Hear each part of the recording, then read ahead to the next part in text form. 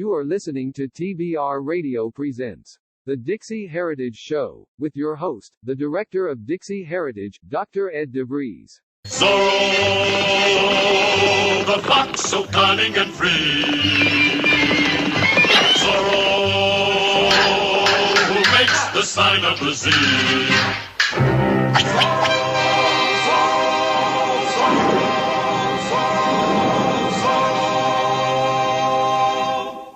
If you were tuned in to our other show, TBR Radio Presents, the TBR History Hour, you know that our conversation was with TBR contributing editor Harald Hesstvedt Scharnhorst, and we were discussing the topic of vaqueros and vigilantes, hence the Zorro theme music leading into the broadcast today. And Harald had written two great articles in the January-February issue of the Barnes Review magazine on the American cowboy, hence the vaqueros, and of course on vigilante justice in the Old West. And both of those are Confederate-themed, Southern heritage-themed topics that are of interest to our listening audience. And so when the conversation was running a little long, I invited Harald to stay over and to extend that conversation into this program. And so without any further ado, let's go to the conversation here and get to chatting with Harald. So the vaqueros, then, I always had thought that the vaqueros were the men who worked for the wealthy landowners, but you're saying they were the wealthy landowners. Yeah, they were. Sometimes they were. Yeah, it was not uncommon for a wealthy landowner, for example, to be the top vaquero. That just happened, and he was respected, and his word was law. It was like the King of Spain, and he said something, "Sí, señor." That was the answer. It was a very orderly system. It worked fine until you got into this gold thing. Once that happened and people started coming to California in droves, all of a sudden there was no law anymore. And a lot of these ranches were overrun, just like Sutter, for example, who had a large area up there in the north of Sacramento where gold was discovered at Sutter's Mill. He had the place overrun by... So this is what happens when people panic or people get the idea that there's a free land out there and they don't give a hoot about somebody else's efforts or property. Was the cowboy life, would you say, harder than the farmer's life, or would you say that they were, just a different kind of hardship? Obviously, in both cases, we think of working today. We think, you go to work, 5 days a week, 8-10 hours a day. Whereas I would assume both the cowboys' work and the farmer's work was very seasonal. Obviously, the farmer, he had his time to plow, he had his time to plant, then he waited, then he had his time to harvest. The cowboy, I'm sure he probably only drove the herds of cattle, at certain times of the year. It wasn't, a continuous thing. They had a lot of hard work they had to do, but they also had a lot of time when they could rest and recover and, plan for the next go about it. Do you think one was harder than the other? The farmer, or they were both hard? Well, it's a different form of hard. Farmer, his work is never done because he's going to care for a certain amount of cattle of his own. Maybe he has milk cows, maybe he has other things. So he's going to have that to do all year round. Whereas the cowboy, his responsibilities kind of ended when the day was over because he's working for somebody, not working for himself. And during certain parts of the year, of course, it wasn't desirable to these herds. And it only happened for a few decades because eventually they were replaced by the railroads, and that ended a lot of the big herding. And then the more the West was divided up into ranches and it was fenced off and this sort of stuff, then that ended the trail drives. The trail drive in question on the book The Log of a Cowboy was, of course, starting along the Mexican border near Brownsville and terminated at the near Glacier Park, which, of course, is still very much in effect today. That was an attempt to introduce cattle farming to the Indians of Montana. And the Blackfeet were quite a ferocious tribe, so to be able to get them to become interested in that was quite an effort. So, yeah, there was a considerable difference between the two different forms of life, but all of them involved hardships, all of them involved lots of work. And, I have to look at all of them and say I admired every darn single one of them because it took a lot of guts, a lot of work to be successful. And so as I understand it, the reason that a lot of those cattle drives terminated in Kansas was because it was pretty much the center of the country at the time, and they could get the cattle there, and then they could put it on a train, and it could go either east or west. Is that a correct assessment? Correct. And so that's correct. Okay. So that is a correct assessment. And as long as the railroads kind of terminated either at Dodge City or Atchison or any one of the other locations there, then that was the center of attention. But there were also some trails that went all the way up into Montana as well. And that was often, it had to do with, in this case, the Indians. It also had to do with exporting cattle to other areas for whatever purpose. And so then did the trains, as far as they just started building train depots and things further south, further north, different places, and then as the railroad expanded, then that was just basically what shut the cattle industry, or at least the cattle driving industry, down? Yeah, that shut that down. It made it so much easier. You know, you might have to drive cattle 200-300 miles to a nearest railroad, but you didn't have to run them 1,500 miles or even 2,500. There was a lot of logistics involved in that, Ed. The logistics were incredible. And often along the way, they would stop and get supplies at different towns to resupply their chuck wagon, as they called them. And they would have a letter of credit with them, which was then honored by the shopkeeper. And that's how they managed to keep going. Open your web browser and type in www.barnesreview.org and discover the Barnes Review magazine. In the Barnes Review, you will read vignettes of man, from the prehistoric to the very recent, from forgotten races and civilizations to first-person accounts of World War II and the late Cold War. There is no more interesting magazine published today, nor a more significant and important subject than real history. So visit www.barnesreview.org and subscribe to the Barnes Review. You can subscribe to receive the Barnes Review magazine in its print form, or in convenient electronic delivery. Our host has been a subscriber to both formats for years. So visit www.barnesreview.org and subscribe to the Barnes Review. Of course, this is probably going to bring us back to the vigilante subject. Just as these gold miners, had people who were wanting to relieve them of their, gold dust, I'm sure that when you're trying to drive cows several hundred, maybe even a couple thousand miles, that there are going to be people along the way who are going to want to try to steal your cattle from you as well. Oh, yes. You had Indians who were looking for a quick couple of cattle. There were instances where the Indians would block the road and say, hey, we want so many beeves for allowing you to go across here. And so there would be negotiations, and the smart trail herders, they would just sit there and wait, and they weren't in any big hurry because they knew perfectly well that they would be able to, if you excuse the expression, Jew them down. So instead of getting 10 or 20, instead of getting 10 or 20 ahead, they might only end up with 3. So, that was a problem. And then you had rustlers who came along. And then you would have instances of where there would be stampedes that were caused by the craziest thing. It could be somebody just sneezing and the cattle go crazy. It could be a thunderstorm. And they would spend days trying to round these cattle up, and eventually they would lose a few of them.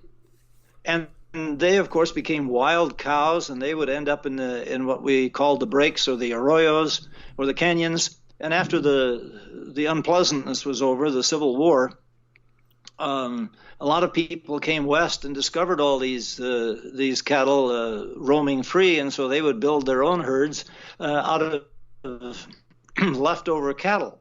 So there was lots of factors that entered into that. And then, of course, the typical story about the rustler. That is the guy that changes the brand on a cow and gets caught. Well, because that was one of those absolute no-nos. The no-nos where you don't steal a man's horse, because that's like stealing your car, and you don't steal a man's cattle because that's like taking his livelihood from him.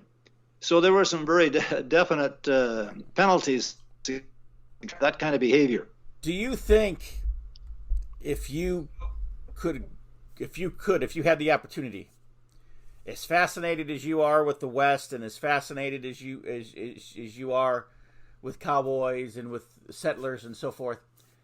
If you had the opportunity, do you think that you would want to go back and be one of them, or do you think that it's a subject and people that are better studied through the distant lens of history?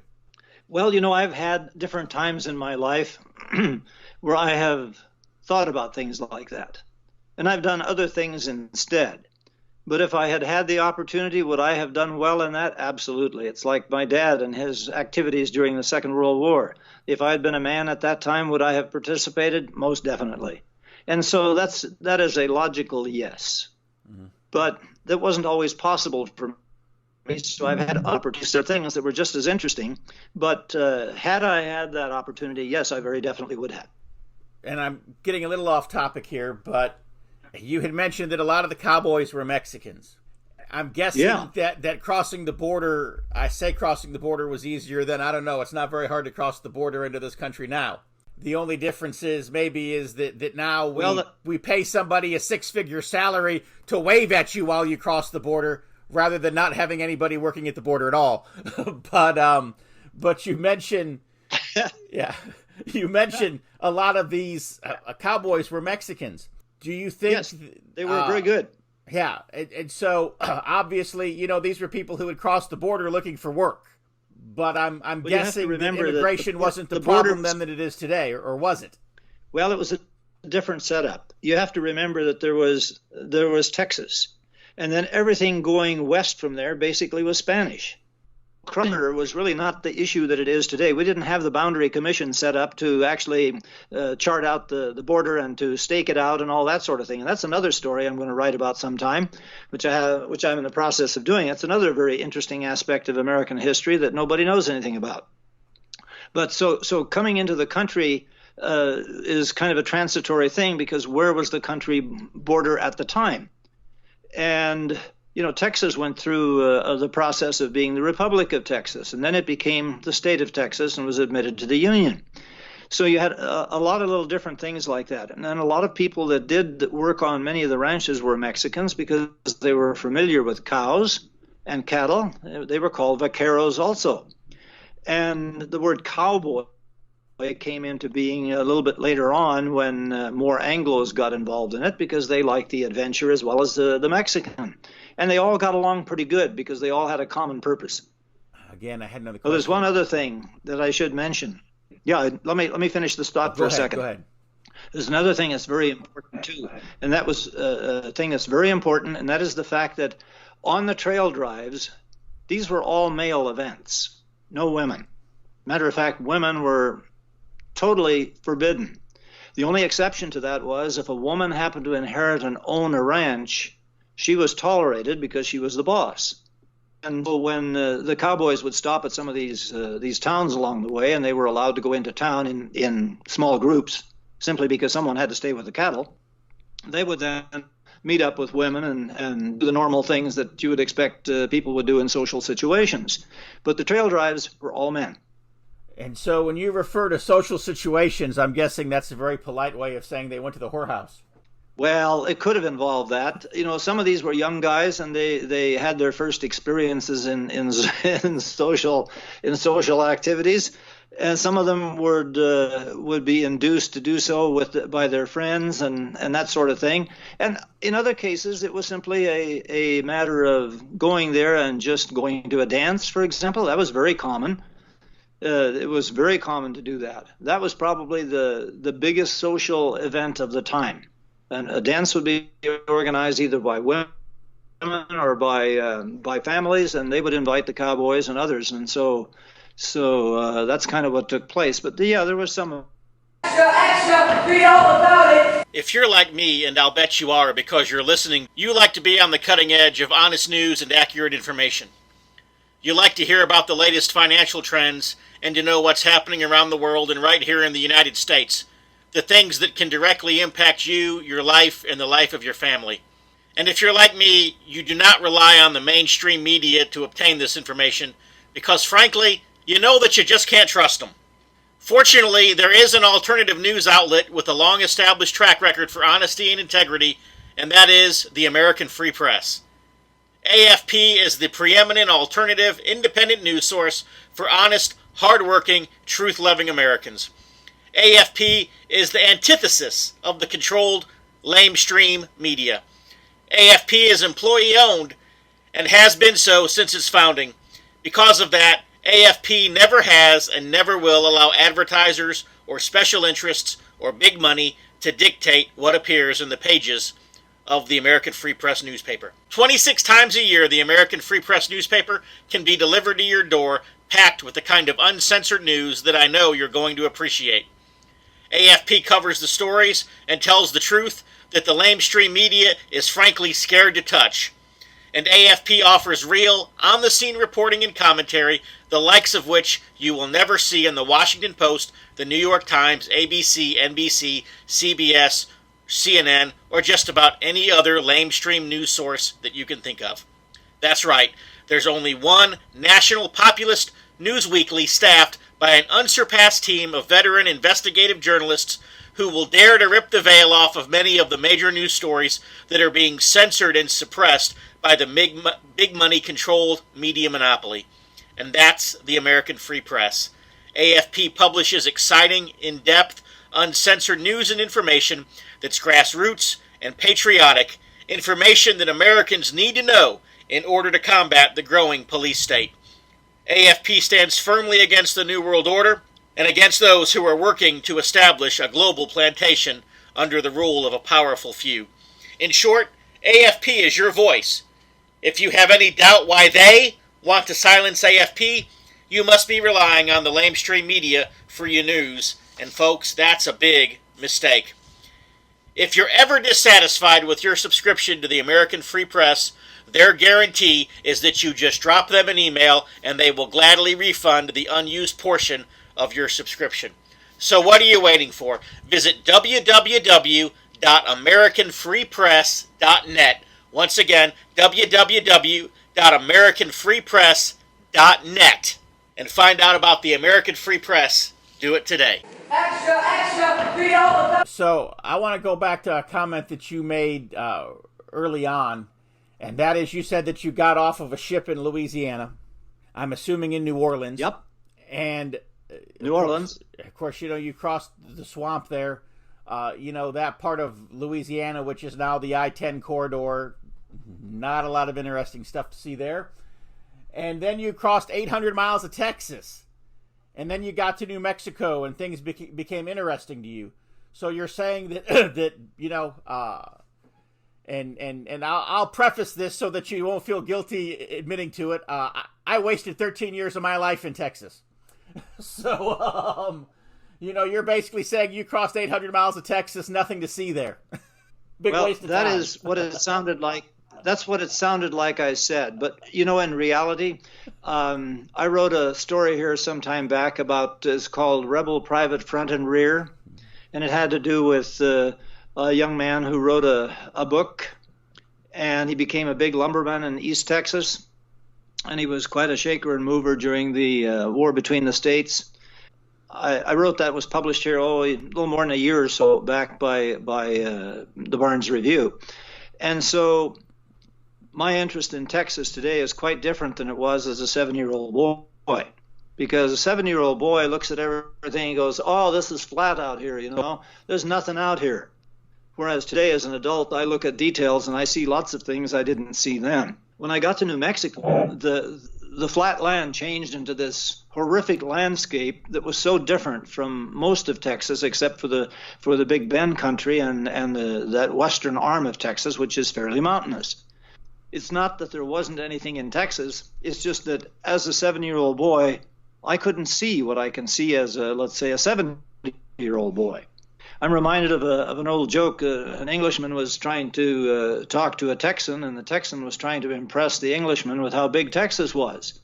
And he says, listen, what big is until you've been to Texas. You can get on a train in the morning, and you can travel all day long and all night long and all the next day, and you're still in Texas.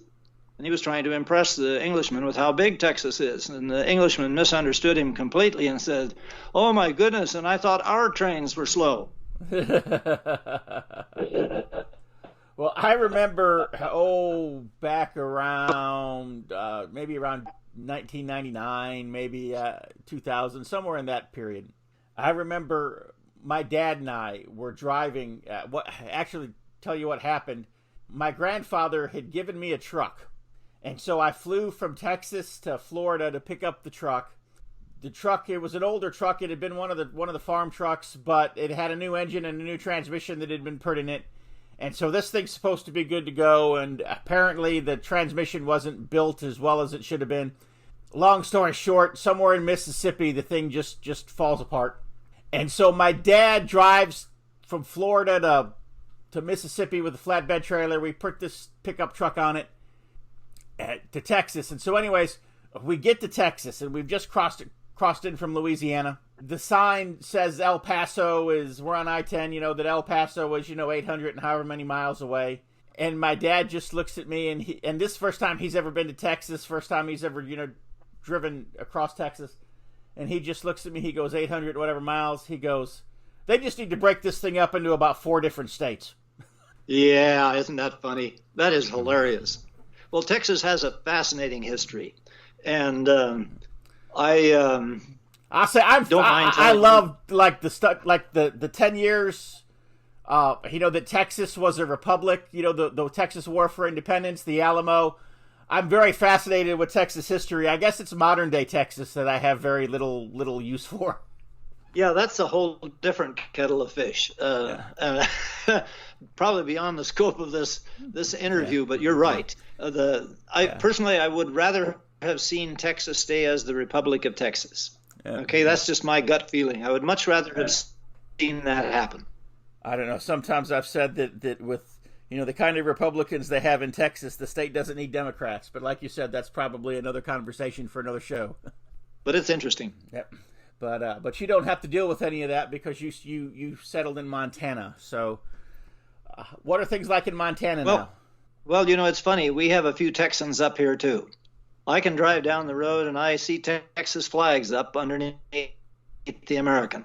Mm-hmm. So we've got some people up here that left Texas for one reason or another, and we have one lady who has this very deep accent. She's from Texas, man, and she's got this beautiful little accent that you just can't find nowhere else. So what was it about these cowboys and these vigilantes that you wanted to talk about, and that I never asked you the question? Oh, the best thing to do, of course, is to read the article. And I've covered a few things in there that we didn't talk about a whole lot. But I think that overall, let's take a look at the sidebar there. Vigilantism, is it the American way? And I wrote, vigilantism can be described as an American phenomenon, civilian organizations acting in law administration capacity, pursuing popular justice. The average American gets his misunderstanding of vigilantism from the liberal media and the school system. And that's a big.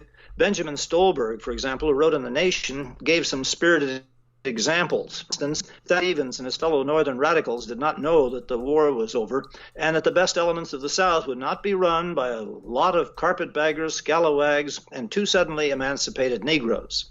So, this is kind of a consolidated look at what vigilantism is. And for anyone reading this article, I'm going to post it to my blog as soon as the magazine is released. But it is a dynamite piece of history. I have the greatest respect for that. In the same article, in the same sidebar, it also talks about Barnes and the killing of Joseph Smith, and the San Francisco Vigilance Movement, for example, targeted immigrant crime gangs. Kansas suffered during the buildup to the war between the state. And in 1858, San Luis Obispo in California, vigilantes were established to fight criminal gangs operating between San Luis Obispo and Santa Barbara. This kind of stuff happened all the time. Then suspected Nazi collaborators were beaten or killed for their activities during and after the war. Included in that list was, as a modern example, members of the Minutemen who helped patrol the southern border. This is stuff that keeps coming up whether we like it or not. And whenever government fails, and government has a habit of doing that, they have a habit of being a unit unto themselves instead of realizing that their primary function is to protect the people. And so I think you will find that vigilantism in one form or another will rear its head, ugly or not, from time to time. I'm not advocating it. I'm just saying that history shows that that is a very likely affair.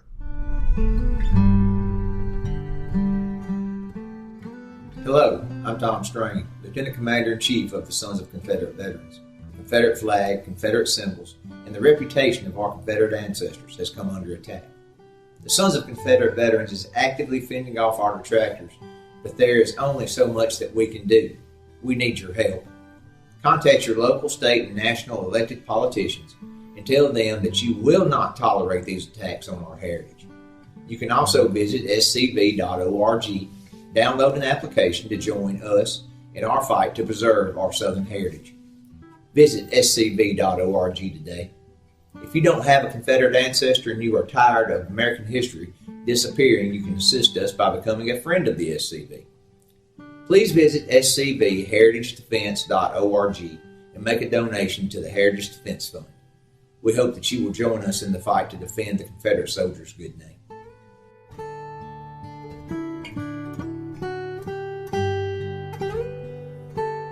Yeah, there's a lot of stuff from the articles that I didn't actually comment on. I talked about Slaughter's Bridge, which is probably one of the funnier stories in there, and how they brutally took that one cow, a little calf, and hauled it across, and everybody follows. It's kind of, people are a little bit like that too, but cattle very definitely.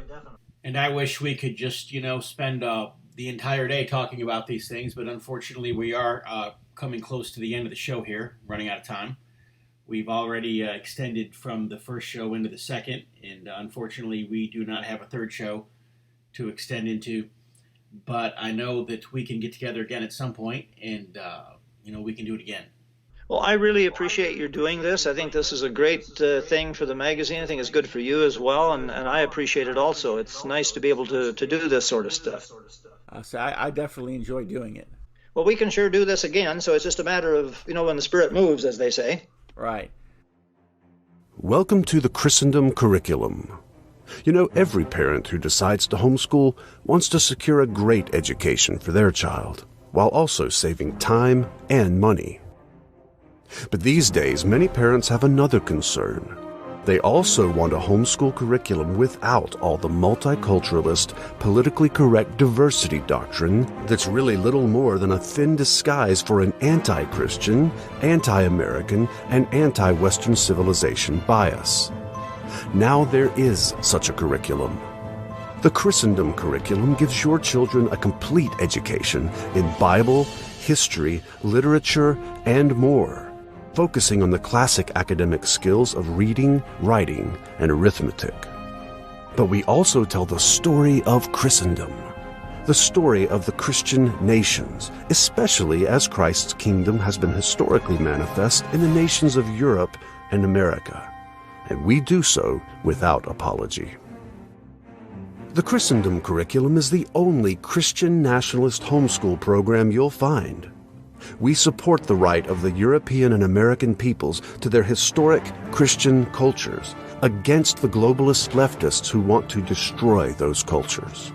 Not only that, but we provide assigned reading courses for various hot-button subjects in our current culture wars, including feminism, social justice, and cultural Marxism, among others. These reading courses will teach your kids how to survive a social justice warrior attack, how to debate with leftists on social media, how to reform their local churches and communities, and more.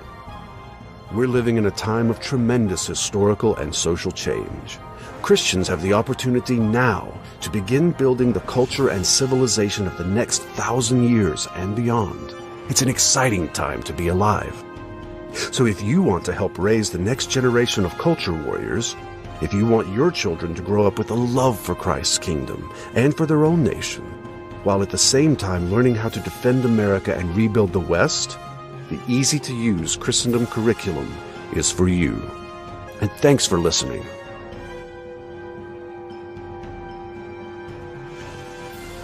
Now we're not just almost out of time for today's TBR Radio Presents the DIXIE Heritage Hour. We are out of time. But we will be back with you again next week, and we will have another great show for you. Until then, go to www.dixieheritage.net And just sign up for my free newsletter, get a free copy of my book, The Truth About the Confederate Battle Flag. If you're listening on YouTube, be sure to click like and subscribe. From all of us here at TBR Radio Presents the DIXIE Heritage Hour, until next week, God bless. See you then.